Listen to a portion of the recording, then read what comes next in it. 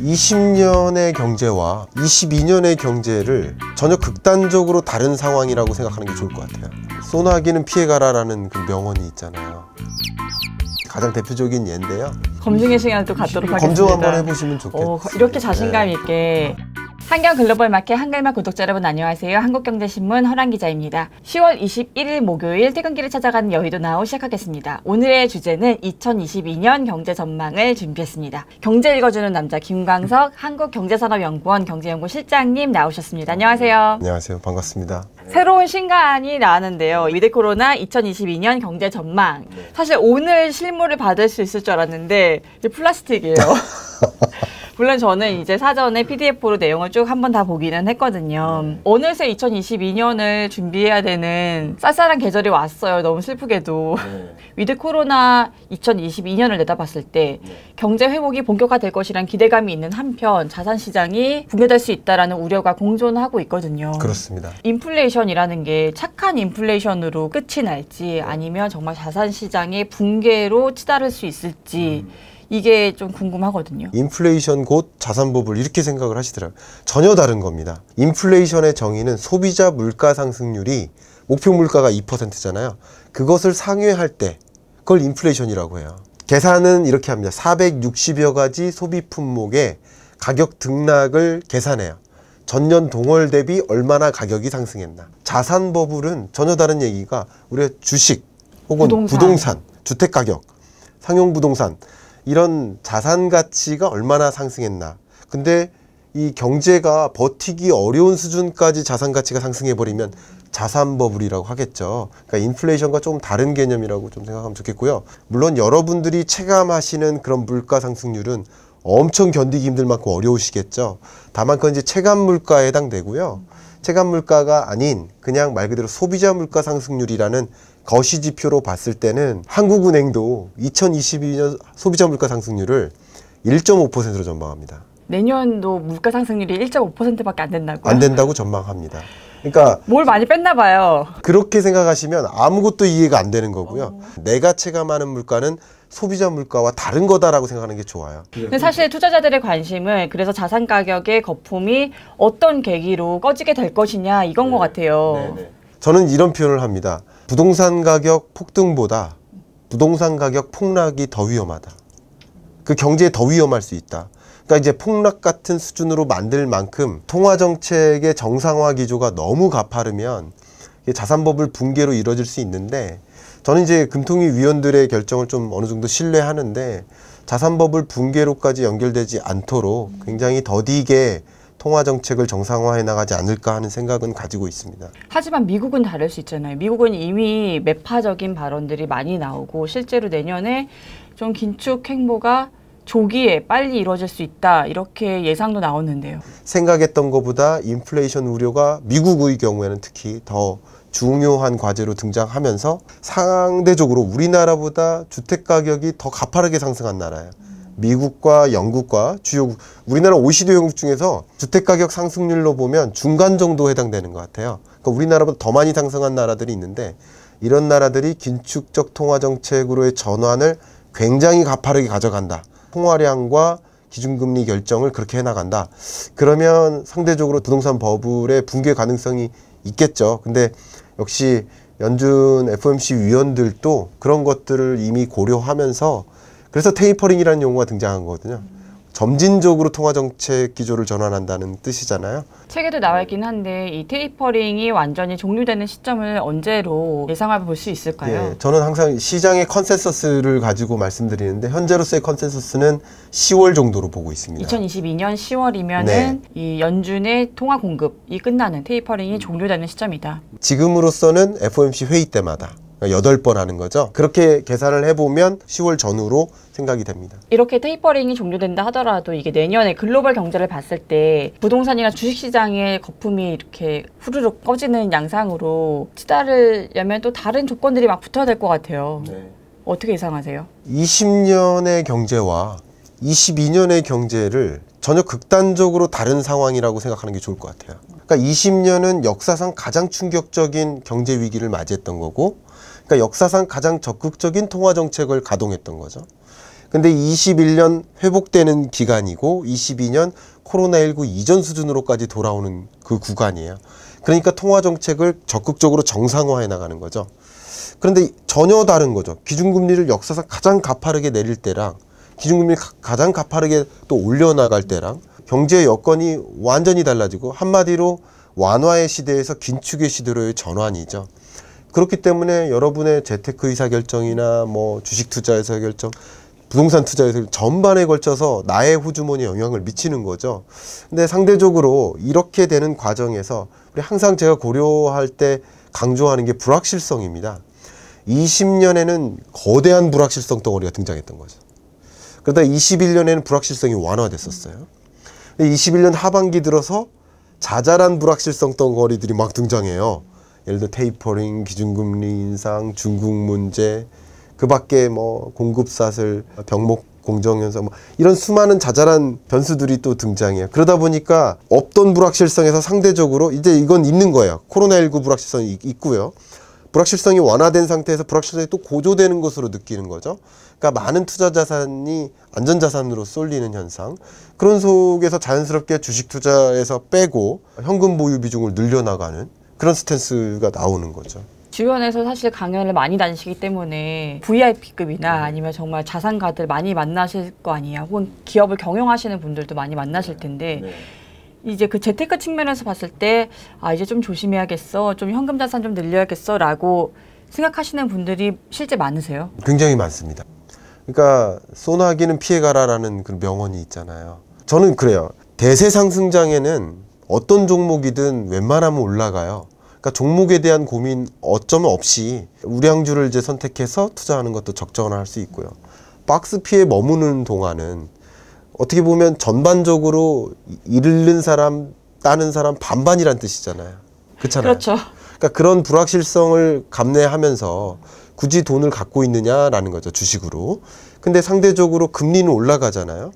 제가 굉장히 강조하는 것 중에 하나가 많은 은행들이 이런 머니 무브먼트가 일어나고 있다 보니까 차라리 이 돈을 우리 은행으로 적극적으로 데려와야겠어 하는 움직임으로 특판 경쟁이 일어나요. 저축 상품 특판. 심지어 1금융권인데도 5% 이런 저축 상품이 나옵니다. 그렇기 때문에 이런 과정에서는 당연히 상승하는 금리를 이용해야 된다. 현금 보유 비중을 저도 늘려야 된다고 생각을 하는 사람인 거죠. 내년을 내다봤을 때. 그렇죠. 네. 자산 가격의 버블을 조금 더 이어가 볼게요. 네. 이제 뭐 원자재 가격, 유가 이런 것들도 이제 언제까지 오를 것이냐 이거를 좀 알아야 또 달러의 환율도 좀 점쳐볼 수 있기 때문에 네. 어떻게 예상하시나요? 미국 에너지 정보청이죠. EIA의 전망치를 준용합니다. 그걸 맞다고 가정하고 가는 거예요. 그리고 IEA의 스탠스도 같이 가져갑니다. OECD 산하기관이죠. 근데 이 기관에서 전망하는 게 지금이 고점입니다. 21년 3, 4분기, 그러니까 특히 4분기가 조금 더 고점이에요. 그리고 22년 1분기부터는 굉장히 더디게 완만하게 하향 안정화됩니다. 이제는 또 감산 합의 이행이 담보가 안 돼요. 그렇기 때문에 자연스럽게 공급이 다시 늘어나고 수요는 더 이상 폭발적으로 늘어날 수 없고요. 그런 과정에서 국제 유가가 하향 안정화되는 그런 경향성이 있다라고 설명드리고 싶습니다. 원자재 가격은 어떤가요? 원자재 가격은 제가 모 글로벌 은행이 슈퍼사이클이다라고 이야기를 한 것에 대해서 6개의 근거를 댔는데 6개의 근거가 다 비약이에요. 예를 들어 첫 번째 근거가 원자재 가격이 상승한 이유가 통화정책 때문이다. 근데 그것은 21년에 원자재 가격이 상승한 이유가 되지 22년 그리고 10년 동안 원자재 가격이 상승할 거라는 근거가 안 돼요. 나머지는 다 경기적인 일시적인 요인이기 때문에 구조적으로 10년, 15년 원자재 가격이 상승할 리는 없다라고 얘기했지만 6가지 중에 하나가 구조적인 요인인 거 맞다.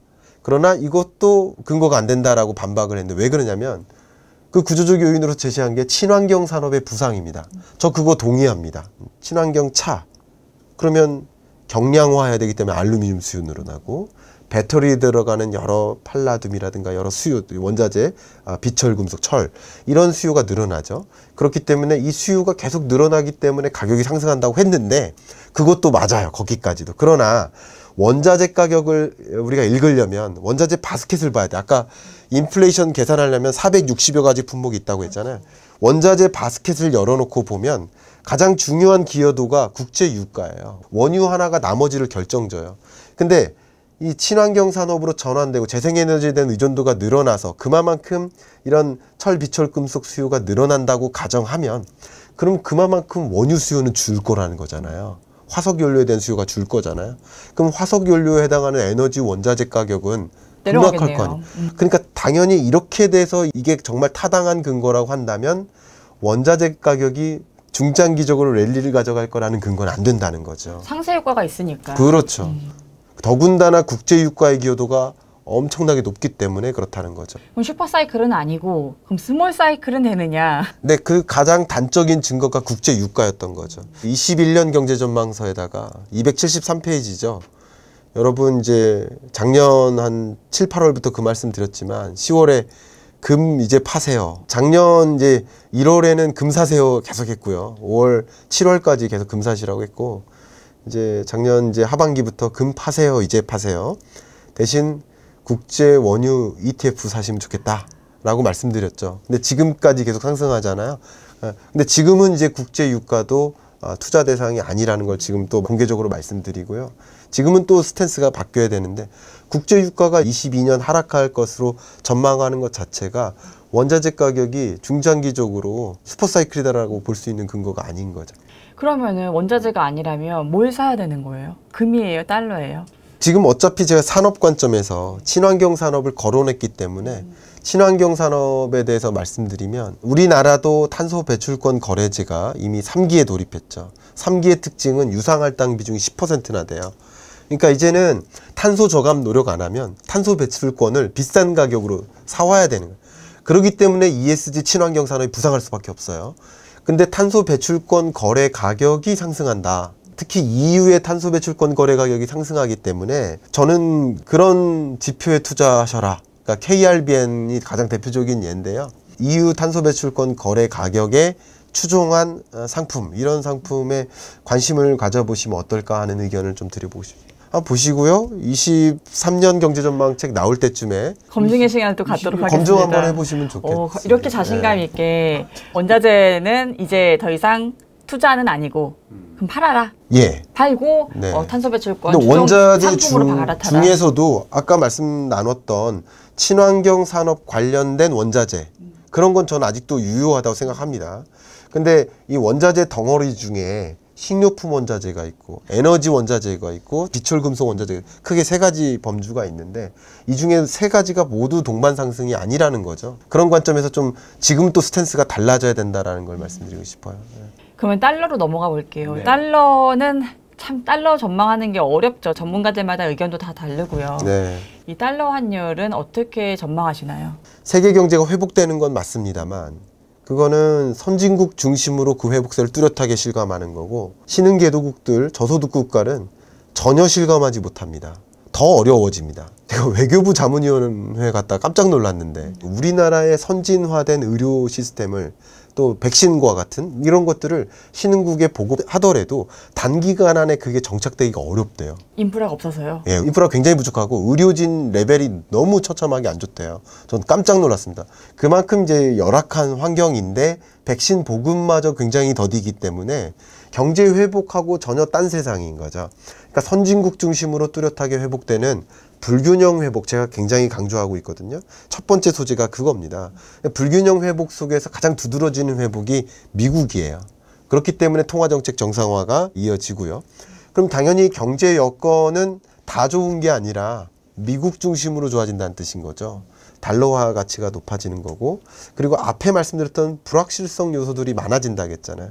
그러니까 항상 20년과 비교하지 않습니다. 전년과 비교해요, 사람들은. 21년과 비교했을 때 22년에 또 다른 불확실성들이 많아지니까 또 불확실성을 많이 인식해요. 자연스럽게 공격적 투자보다는 또 안전자산 선호 현상, 달러화에 대한 니즈가 커지죠. 그 밖에 여러 요인들이 있지만 국제유가도 달러 가치와 국제유가가 반대 경로로 동행하잖아요. 그런 것들까지 감안한다면 달러화 강세가 계속 유지될 거라고 12대 IB뱅크들이 거의 공통적으로 그렇게 바라보고 있습니다. 한국 경제가 좋아지면 원달러 환율은 뭐 달러 강세만큼의 충격을 다 받지는 않을 수 있잖아요. 네. 원달러 환율은 어떻게 내다보세요? 그러니까 원달러 환율 같은 경우도 강세 기조를 계속 유지할 텐데 되게 재밌게도 매해 IB뱅크들의 환율 전망을 전제로 깔고 얘기하지만 그 전제 자체가 달러화만 나홀로 강세인 적이 별로 없었던 것 같아요. 근데 22년 전망에서는 달러화 나홀로 강세입니다. 예, 위안화 대비 또 유로화 대비 원화 대비 나홀로 강세 기조가 있어요. 그게 좀 두드러지는 특징인 것 같아요. 그런 관점에서 원달러 환율도 당연히 높은 환율 흐름을 좀 유지해 나갈 것으로 그렇게 전망하고 있죠. 지금보다도 그럼 더 높은 뭐 1,200원대가 상시화되는 뭐 그런 상황이 되는 건가요? 상시화라고까지 하긴 굉장히 어려운 얘기인 것 같고요. 여러 통화정책 의사결정 발표라든가 이런 일이 있을 때마다 큰 어떤 등락과 플럭추에이션이 있을 수 있겠지만 기본적으로 22년까지 강세 기조를 유지할 것이라는 것이 공통적인 생각입니다. 그러면 개인 입장에서는 달러에 투자하는 게 좀 유리하겠네요. 거기다가 아까 탄소 배출권 추종하는 달러 상품에 투자하면 네. 더블로 유리하겠네요. 네. 저는 그런 의미에서 주식 투자라는 컨셉을 잡을 때 나를 한국인으로 가정하지 말자. 나를 우주인으로 가정하자. 우주인이라고 본다면 굳이 왜 우리 시가총액 전체에서 미국 나홀로 차지하는 비중이 52%까지 되잖아요. 작은 그 나라에 굳이 투자할 필요가 없는 것 같고 이미 그 단적인 증거로 외국인 순매도가 계속 이어지고 있잖아요. 달러 강세 기조 때문에 그렇다고 볼 수 있는 거죠. 제가 18년에 2019년 경제전망서 낼 때 그때 제가 얘기했던 게 신흥국 ETF를 많이 추천해 드렸었거든요. 근데 지금 22년 전망을 얘기할 때는 선진국 ETF, 특히 미국 ETF를 좀 강조를 하고 싶은 마음입니다. 탄소 배출권 달러 상품 얘기를 하셨는데 또 내년을 내다봤을 때 이 리오프닝 수혜주 사람들이 결국에는 이제 이 경제 회복 국면에서 어디에 돈을 쓸까 이거에 주목을 해야 되잖아요. 네, 타임즈에서도 그런 표현했는데 Life is coming back. 다시 제자리로 돌아가는 것은 결국 충격을 입었던 대면 서비스업이 다시 제자리로 돌아간다는 거고 전혀 충격이 없었던 산업은 그대로 가거나 조금 일시적으로나마 위축되는 현상은 있겠죠. 그래서 어느 쪽 산업이 특히 좀 투자처로서는 좀 주목할 만한가요? 당연히 리오프닝 하면 마이스 산업이고요. 당장 저도 22년 1월에 라스베이거스에 가는데 그건 CES 때문에 갑니다. CES가 코로나19 때문에 2년 연속 비대면으로 개최되다가 정말 오랜만에 3년 만에 대면으로 개최돼요. 그러니까 이 박람회와 호텔과 지금 부킹이 안 돼요. 또 이런 대면 서비스 말고 엔터 산업입니다. 왜냐하면 우리 디즈니 플러스 한국 상력 이슈도 있지만 한국 이 K 컨텐츠 산업이 굉장히 유망하잖아요. 근데 K 컨텐츠 중에서도 CJ ENM이 지금 SM 인수 여부를 결정하는 그런 과정에 있는데 K-팝이라는 것은 리오프닝과 집중적으로 관련된 사업입니다. 왜냐하면 전체 수익 구조에서 가장 많은 비중을 차지하는 게 콘서트, 그리고 팬미팅, 그것을 통한 또 여러 가지 프로젝트 상품 이렇게 연결되는데 그게 재개되는 거예요. 여러분들이 좀 일시적으로 반등하는 펜트업 품목 그런 것들에 좀 관심 가져주시면 좋을 것 같고 저는 기본적으로 이런 산업을 뭐 이렇게 추천하지는 않습니다. 왜냐면 일시적이라도 단서를 붙이셨어요. 네네 일시적인 거지. 그게 또 정상화되면 거기서부터 그것이 반영된 매출액이나 수익은 제자리 거기서 원점이거든요. 그래서 이건 중장기 투자를 제가 많이 추천드리는 사람으로서 뭐 굳이 이런 것을 많이 추천드리는 건 아닙니다만 그런 반등은 있는 거죠. 이렇게 글로벌 경제를 두루 살펴봤고요. 3월에 대통령 선거가 자리하고 있는 게 또 큰 이슈거든요. 이 대선의 영향이 이제 주식시장과 경제에 미칠 영향 혹은 부동산에 미칠 영향이 어떠한가 이거에 대해서 좀 나눠보는 시간을 갖도록 하겠습니다.